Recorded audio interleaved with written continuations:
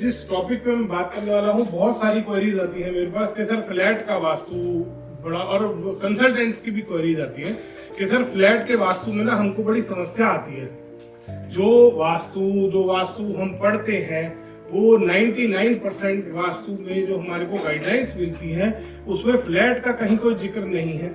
ये फैक्ट है, ये बात सही है। और फ्लैट का वास्तु बहुत ज्यादा चेंज भी हो जाता है जब हम अंदर उसके फ्लैट के इंटीरियर की बात करें या एक्सटीरियर की बात करें। इंडिपेंडेंट हाउसेस में और फ्लैट्स में काफी डिफरेंस आता है जब हम वास्तु करने जाते हैं। तो 8 तो मेन पॉइंट्स हैं जो चेंज होते हैं, सबसे ज्यादा जो फैक्टर्स इफेक्ट करते हैं किसी भी फ्लैट के वास्तु को। तो इसमें स्लाइड चल रही है, तो सबसे स्लाइड नंबर 5 लगा दीजिए। सबसे पहला नंबर आता है इसमें नियंत्रण, कंट्रोल, कि हम जब इंडिपेंडेंट हाउस में रहते हैं तो हमारा पूरे घर पे कंट्रोल होता है। अब उसमें हम घर का डिजाइन करते हैं, कहीं पे हमने बालकनी निकाल दी, कहीं पे हमने थोड़ा सा कट लगा दिया, नॉर्थ ईस्ट को हमने थोड़ा सा एक्सटेंड कर लिया या कट लगा दिया, या हमने वहां पार्किंग बना दी। अब वो एरिया हमारा ही रहेगा क्योंकि हमारा जो प्लॉट है वो पूरा प्लॉट ही हमारा है। उसमें हम कैसा भी बिल्डअप करें, वास्तु के जो डिफेक्ट्स हम बनाते हैं बहुत ज्यादा इफेक्ट नहीं करते। छोटे मोटे एक्सटेंशंस और कट्स हम बिल्टअप एरिया में बना लेते हैं, जो कि फ्लैट के वास्तु में हमें बहुत ज्यादा नुकसान पहुंचाते हैं। यानी कि फ्लैट्स में जो कट्स और एक्सटेंशंस बनती है वो। अब एरिया कंट्रोल की बात आती है कि इंडिपेंडेंट हाउस में पार्किंग भी बनाते हैं, इंडिपेंडेंट हाउस में सेप्टिक टैंक भी बनता है, अंडरग्राउंड वाटर टैंक भी बनता है, बहुत बार लोग बोरवेल भी लगाते हैं, जो कि फ्लैट के वास्तु में सारी चीजें बहुत बदल जाती हैं।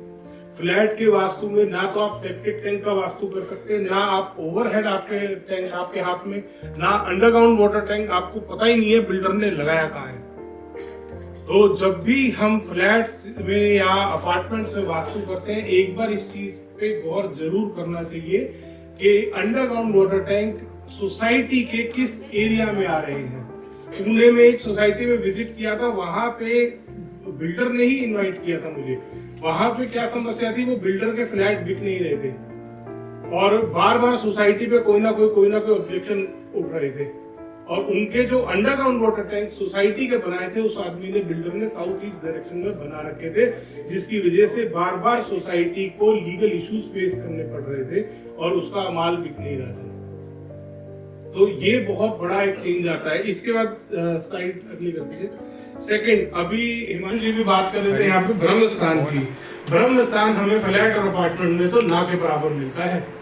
अभी बात कर रहे थे कि 10वां हिस्सा ब्रह्म स्थान का होना चाहिए, 10% हिस्सा या 10वां हिस्सा, जो भी बात कर रहे थे। 9 पद होते हैं ब्रह्म स्थान के, 9 पद मिलने नामुमकिन है। फ्लैट्स और अपार्टमेंट से तो बिल्कुल नहीं मिलते। अगर एक चलने के लिए गली मिल जाए ब्रह्म स्थान में, बहुत बड़ी बात होती है। तो ये इस चीज पे आप कंट्रोल नहीं कर सकते, इसीलिए फ्लैट का वास्तु बहुत डिफरेंट तरीके से करना पड़ता है। ब्रह्म स्थान की रेमेडी अभी बता भी रहे थे, ये रेमेडी भी आप फॉलो कर सकते हैं, क्योंकि फ्लैट और अपार्टमेंट में आप चेंजेस भी नहीं कर सकते। कोई ब्रह्म स्थान की दीवार आप हटा नहीं सकते, वहां पे कोई चेंज नहीं कर सकते। वहां हो सकता है पाउडर टॉयलेट आ रहा हो सकता है ब्रह्म स्थान में किसी बिल्डर ने मंदिर लगा दिया हो, जो कि मना किया जाता है ग्रंथों में, और ये काफी ज्यादा नुकसानदायक चीजें होती हैं। तो ब्रह्म स्थान को, घरों के जो इंडिपेंडेंट हाउसेस के ब्रह्म स्थान होते थे, उसको आप खुद कंट्रोल कर पाते थे। वहां पे तुलसी का प्लांट लगा देते थे, ओपन टू स्काई होता था, तो बहुत अच्छी प्रोग्रेस रहती थी। इवन आज भी साउथ इंडिया में मेरे बहुत सारे क्लाइंट्स हैं, ब्रह्म स्थान ओपन टू स्काई है और बहुत अच्छा उनके घर की ग्रोथ है। मतलब आज तक मैंने ऐसा नहीं सुना कि सर हमारा ये काम अटकने लगा, क्योंकि वो वास्तु के अनुसार बने हुए घर है। राजस्थान में आज भी बहुत सारी हवेलियां हैं। अगली साइड कर दीजिए। उसके बाद आता है वेट एरिया। अब फ्लैट्स और अपार्टमेंट में वेट एरिया बहुत निर्धारित होता है। ऊपर वाले का भी वेट एरिया वहीं आ रहा है, आपका भी वहीं आ रहा है, सारी सीवेज लाइन भी वहीं से जा रही है। इसकी वजह से भी बहुत समस्याएं क्रिएट होती हैं, क्योंकि wait area, dry area vastu के अकॉर्डिंग बिल्डर बना ही नहीं सकता। उसकी मजबूरी है कट कॉर्नर बना के वहां पे वो वेट एरिया बनाना, जिसकी वजह से प्रॉपर वेंटिलेशन उसको मिले। यहीं पे फर्क आ जाता है। इंडिपेंडेंट हाउस में आप इस चीज को कंट्रोल कर पाते हैं। अगला पॉइंट आता है, अगला कर दीजिएगा, स्टेगिंग इफेक्ट। सबसे बड़ी समस्या, नीचे तो बना हुआ है किसी की किचन, ऊपर बना हुआ है किसी का टॉयलेट, इसकी वजह से भी आपका वास्तु खराब होता है। बहुत सारी सोसाइटीज में आमतौर पे ऊपर जो पेंट हाउस बनते हैं, पेंट हाउस में क्या होता है, 2-3 फ्लैटों को मिला के एक बड़ा घर बना देता है बिल्डर, और उसमें क्या हो रहा होता है, नीचे तो किसी की गैस आ रही है, किचन आ रही है, बन रही है, ऊपर बेडरूम बन रहा है या किसी का ऊपर टॉयलेट बना दिया। ये बहुत बड़ी समस्या होती है फ्लैटों में। तो हम जब भी कोई नया फ्लैट देखते हैं या कोई भी पेंट हाउस देख रहे हैं, फ्लैट देख रहे हैं, उसके हमारे को ध्यान करना चाहिए कि उसके नीचे क्या आ रहा है, उसके ऊपर क्या आ रहा है। पेंट हाउस में एक मेरे फरीदाबाद में मेरे साथ हुआ था केस में, पेंट हाउस में नीचे उनका बेडरूम था, साउथ वेस्ट डायरेक्शन में बाई चांस उनको मिल गया, उसके ऊपर 2-2 हजार लीटर के 5 टैंक रखे हुए थे। जिस दिन से वो शिफ्ट हुए थे उस दिन से वो बीमार थे।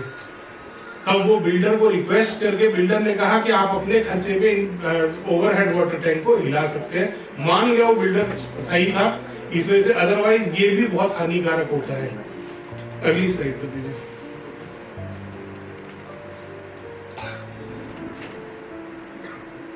इसके बाद आता है प्रवेश का जो द्वार है। अब इंडिपेंडेंट हाउसेज और फ्लैट्स में ये भी एक बहुत बड़ा डिफरेंस होता है कि आप इस चीज को कंट्रोल नहीं कर सकते। प्रवेश द्वार, मेन गेट, मेन डोर आप कंट्रोल नहीं कर सकते फ्लैट और अपार्टमेंट में, क्योंकि इंडिपेंडेंट हाउसेज में क्या होता है, मेन गेट से आप अंदर घुसे, ग्रंथों में क्लियरली मेंशन है कि अगर आपका पूर्व मुखी मकान है तो आप पूर्व से अगर एंट्री ले रहे हैं तो आपका जो मेन डोर होना चाहिए वो किस पद में, किस तरफ घूम के आना चाहिए, क्लॉकवाइज घूम के आप अपने घर में घुसेंगे, जो कि फ्लैट्स और अपार्टमेंट्स में आप पॉसिबल नहीं हो पाता आपके लिए ये काम करना। क्योंकि फ्लैट अपार्टमेंट में क्या होता है, पहले आप सोसाइटी में घुसेंगे, उसके बाद आप लिफ्ट में जाएंगे अपनी बिल्डिंग के नीचे से, लिफ्ट में जाने के बाद आप ऊपर जाके कॉरिडोर में चलेंगे, उसके बाद आपका घर आएगा। और इसमें भी बहुत बार समस्या होती है कि कॉरिडोर में लास्ट की टक्कर वाला मकान आपको मिल जाता है, टक्कर पे आपका गेट आ रहा होता है, ये भी एक गंभीर वास्तु दोष बनाता है। अगली स्लाइड करती है। रोशनी और हवा की समस्या है, फ्लैट अपार्टमेंट में बहुत ज्यादा मिलता है कि बिल्डर ने नॉर्थ और ईस्ट फेसिंग फ्लैट ले लेते हैं, बहुत खुश होकर कि नॉर्थ फेसिंग है, ईस्ट में हमारा मेन डोर आ रहा है, बाद में पता लगता है साउथ और वेस्ट में बालकनी है। फिर आप वास्तु वाले को बुलाते हैं, वो आता है, आके कहता है जी आपने तो गलत मकान ले लिया, कि आपकी सारी बालकनी, आपके घर की जितनी ओपनिंग्स हैं वो सारी दक्षिण और पश्चिम में है, आपने ये क्या कर दिया। और अगर फ्लैट लेने से पहले वास्तु वाले को आप बुला लोगे तो वो आके बोलेगा जी दक्षिण और पश्चिम की मकान मत लेना, बड़े नुकसानदायक होते हैं। यहाँ पे भी फ्लैट और अपार्टमेंट डिफरेंट तरीके से रिएक्ट करते हैं। फ्लैट अपार्टमेंट में आपको देखना पड़ता है आपको ओपनिंग्स कहाँ मिल रही हैं।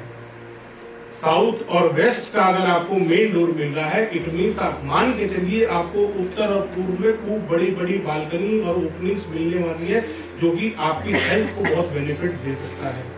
तो ये भी एक बहुत बड़ा डिफरेंस आता है फ्लैट और अपार्टमेंट और इंडिपेंडेंट हाउसेस में। अगला स्लाइड कर दीजिए। स्ट्रक्चरल चेंजेस फ्लैट और अपार्टमेंट में बहुत मिनिमम कर सकते हैं। वास्तु मैक्रो टू माइक्रो की हम बात करते हैं कि मैक्रो टू माइक्रो चलता है।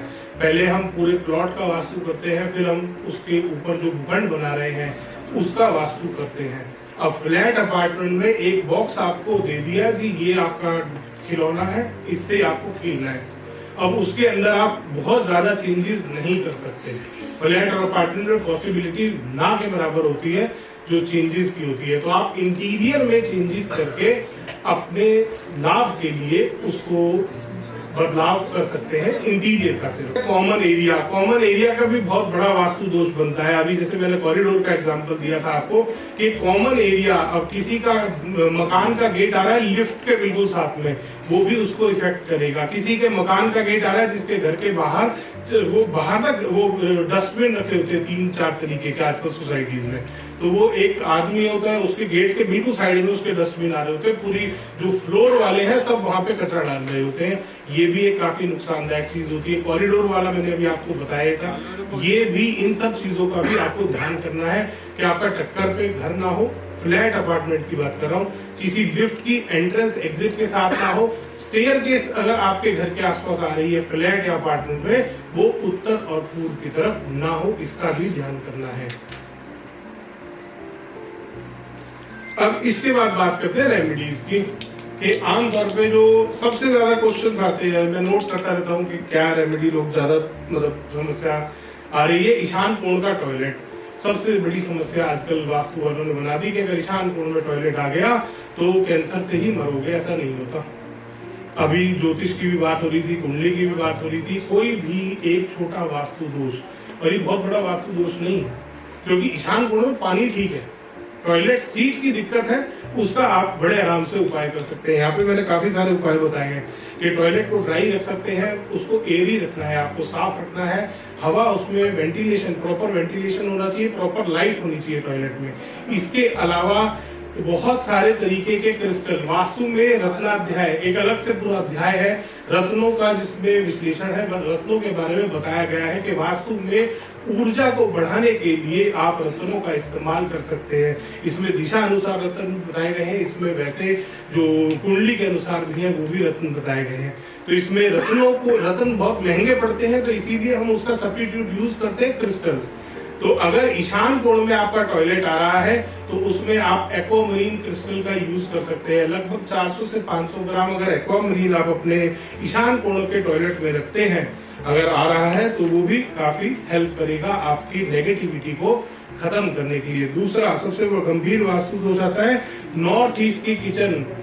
एक घर में विजिट किया था, वहां वास्तु वाला बोल गया कि आपकी तो ईशान कोण में किचन है, समझ के चलिए कि आपकी वाइफ तो आप बीमार होने वाली है। और वो 6 साल से रह रहे थे, कोई बीमारी नहीं थी उनके घर में, वेज खाना बनता था, बहुत कम कुकिंग होती थी, मियां बीवी थे, जॉब कर रहे, दोनों जॉब करने वाले थे, तो कुकिंग बहुत कम थी। बट उसके बाद भी उसका रेमेडी करना जरूरी है। किचन का इंटीरियर सबसे पहले आपको देखना है कि आपकी गैस ठीक जगह है, सिंक ठीक जगह है। उसके बाद साउथ ईस्ट, अभी पंच तत्वों की सुबह से बात हो रही है, पंच तत्वों को अगर बात करें तो साउथ ईस्ट डायरेक्शन अग्नि कोण, वहां पे आपको उसको एक्टिवेट करना है। कैसे करना है? वहां लाल रंग का इस्तेमाल ज्यादा कर सकते हैं, वहां पे सिट्रिन स्टोन का यूज कर सकते हैं, रेड जेस्पर का यूज कर सकते हैं। लगभग आधा किलो के आसपास रेड जेस्पर या सिट्रिन अगर वहां पे रखते हैं तो वो भी साउथ ईस्ट फायर को बढ़ाता है। ईशान कोण में अगर आपकी किचन बन रही है उसके वास्तु दोष को खत्म करने में काफी हेल्प करता है। साउथ वेस्ट का मेन डोर सबसे ज्यादा नुकसानदायक, अगली स्लाइड कर दीजिएगा। साउथ वेस्ट नैऋत्य कोण का मुख्य द्वार आ रहा है, बिल्कुल आपकी फैमिली खत्म हो जाएगी। ऐसी ऐसी बातें करते हैं वास्तु वाले। फ्लैट और अपार्टमेंट वालों से जाके पूछो कि नैऋत्य कोण का मुख्य द्वार है जी। मुख्य द्वार घर में कितनी बार खुलता है? जितनी बार कोई अंदर बाहर होगा। ईशान कोण में, नॉर्थ में, ईस्ट में बालकनी आ रही है, वो कितनी बार खुलती है? वो पूरा दिन खुली रहती है। तो कहां से वास्तु दोष बना? अगर उसके बाद भी साउथ वेस्ट का मेन डोर है, हाँ उपाय करना चाहिए, बिल्कुल करिए उपाय। ब्लैक टर्मलिन स्टोन आता है, उसको आप अपने घर में रखिए, अंदर घुसते ही लगभग 400 से 500 ग्राम के बीच में लेके रख सकते हैं, बहुत बढ़िया असर करता है। इसके अलावा उसको एरिया को साफ रखिए, खाली रखिए, लाइट वहां पे जरूर होनी चाहिए। लोग घर के बाहर आमतौर पर अंधेरा करके रखते हैं, विच इज वेरी नेगेटिव, बहुत नुकसानदायक होता है, लाभदायक नहीं होता। अगर घर के बाहर आपने अंधेरा कर रखा है, अगली स्लाइड कर दीजिए। ब्रह्म स्थान में सेंटर में कोई कट या कोई अगर बनी हुई है कोई चीज, कंस्ट्रक्शन हो रही है, तो ब्रह्म स्थान के लिए अभी सर ने भी उपाय बताए थे। इसके अलावा एक और उपाय कर सकते हैं, सेलेनाइट स्टोन आता है, सेलेनाइट, उसको आप यूज कर सकते हैं। लगभग 600 से 800 ग्राम। ब्रह्म स्थान क्या है? ब्रह्म स्थान जो घर का सेंटर पॉइंट है, विश्वकर्मा प्रकाश अगर किसी ने पढ़ी है तो उसको पता होगा, सेंटर पॉइंट है, हमेशा खाली होना चाहिए। क्यों? क्योंकि सारी ऊर्जा जो उत्तर और पूर्व से आपके घर में आ रही है, कहते हैं ना उत्तर और पूर्व खाली होना चाहिए, वहां से सुबह सुबह आपका उसको हटा दो, अपने कर्टेन्स हटा दो, ओपन कर दो, ताकि पॉजिटिविटी आए। क्या पॉजिटिविटी आ रही है? सनलाइट आ रही है, अच्छी सनरेज आ रही है, जो भी ऊर्जा उत्तर और पूर्व दिशा से आपके घर में आ रही है वो पूरे घर में ले जाने का काम करता है ब्रह्म स्थान। ब्रह्म स्थान एक चैनल है जो आपके पूरे घर को सारी एनर्जीज प्रोवाइड कर रहा है। यही अभी सर भी बता रहे थे। तो ब्रह्म स्थान में अगर कोई भी वास्तु दोष होगा तो समझ लीजिए घर में एनर्जी फ्लो खत्म है, घर में नेगेटिविटी आनी पक्की है। उसी एनर्जी फ्लो को आप वहां पर रिक्रिएट कर सकते हैं सेलेनाइट स्टोन का इस्तेमाल करके। इसके बाद आता है नॉर्थ ईस्ट बंद।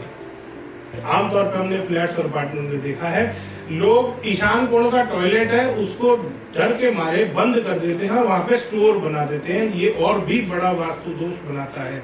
ईशान कोण से जो भी आपको ऊर्जाएं मिलनी है, फायदा मिलना है, उसको बंद कभी ना करें, उसको ओपन रखिए ताकि वहां प्रॉपर वेंटिलेशन हो और जो भी पॉजिटिविटी आपको ईशान कोण से मिलनी है वो आपको मिलती रहे। इसके बाद स्लाइड तो खत्म हो गई है। एक अभी यहाँ पर आए हुए हैं सर हमारे, उन्होंने एक क्वेरी करी थी कि साउथ वेस्ट का टॉयलेट आ रहा है मेरा, साउथ वेस्ट में नैऋत्य कोण में टॉयलेट है, बड़ा नुकसानदायक होता है टॉयलेट, स्टेबिलिटी को खत्म करता है ओनर की। इसके लिए आप रेमेडी कर सकते हैं, टाइगर आई का स्टोन आता है, टाइगर आई, सेलेनाइट और टाइगर आई दोनों रखने हैं आपको लगभग 400-400 ग्राम अपने टॉयलेट के अंदर। इससे आपको बहुत लाभ मिलेगा और इस वास्तु दोष से छुटकारा मिलेगा। धन्यवाद दोस्तों। नॉर्थ में दरवाजा, साउथ में दरवाजा कैसे पहचानने का? मैं दरवाजा खोलता हूँ उत्तर साउथ में, फेसिंग घर में बात करते हैं फेसिंग। ये घर का फेसिंग क्या है, घर का मुख कहाँ है, आपका घर कहाँ देख रहा है, मतलब आप घर में जब खड़े होंगे तब आपको बाहर देखना है, वो आपका फेसिंग है। इसीलिए कहते हैं घर का मुख किधर है, फेसिंग क्या है आपके घर का, घर किस तरफ मुंह करके बैठा है। अगर मैं दरवाजा खोल के बाहर देखता हूँ नॉर्थ है, हाँ तो आपका घर उत्तर मुखी हुआ।